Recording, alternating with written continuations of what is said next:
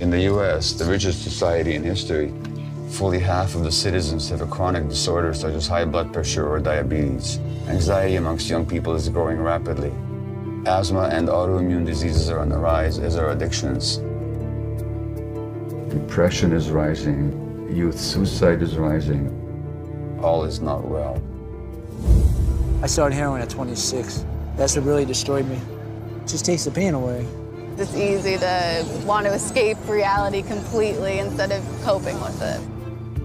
And so the question is, can we be human beings in the midst of civilization? Because what we call civilization demands the denial of human needs.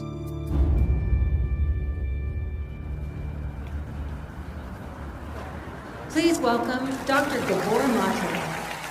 Every human being has a true, genuine, authentic self. And the trauma is that disconnection from it, and the healing is the reconnection with it. Why do we get disconnected? Because it's too painful to be ourselves. So you sort of a bit like in The Matrix when Neo sees everything's made out of numbers. You look at people and you see all their trauma and damage. That's what I see. So trauma is not the bad things that happen to you, but what happens inside you as a result of what happens to you. What do you want to tell me? What comes up right now? Shame. Thank you. My father.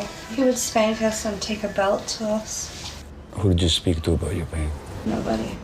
Yeah, that's the trauma. In other words, by the time you're 5 years old, you're completely alone. People are much more lonely and isolated than they used to be. Literally, it causes inflammation in the body and suppresses the immune system.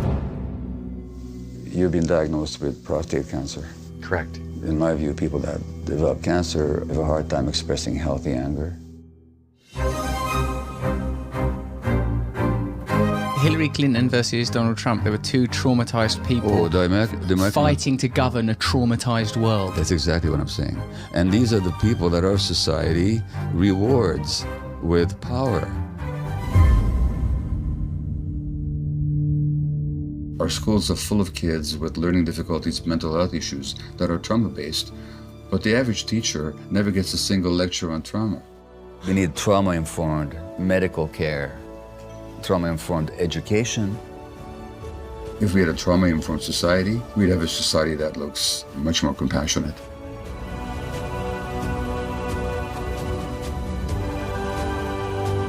You did. You made a difference in my life. Thank you for being in touch. I don't feel like I'm a bad person anymore. Hey, how are you? Yeah, I just want people to see the truth. Solutions arise out of people when they confront themselves with the truth, when they're not afraid of the truth. I think the biggest thing that this whole healing journey has taught me is how to be human.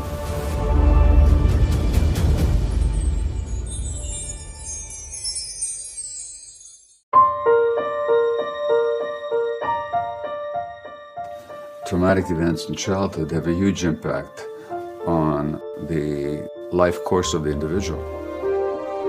We have all kinds of research now that first of all shows that the more trauma a child endures, exponentially greater the risk of that child as an adult to suffer mental illness, depression, anxiety, ADHD, addiction, and so on. And not only that, also autoimmune disease and cancer. To understand why, we have to understand what trauma is.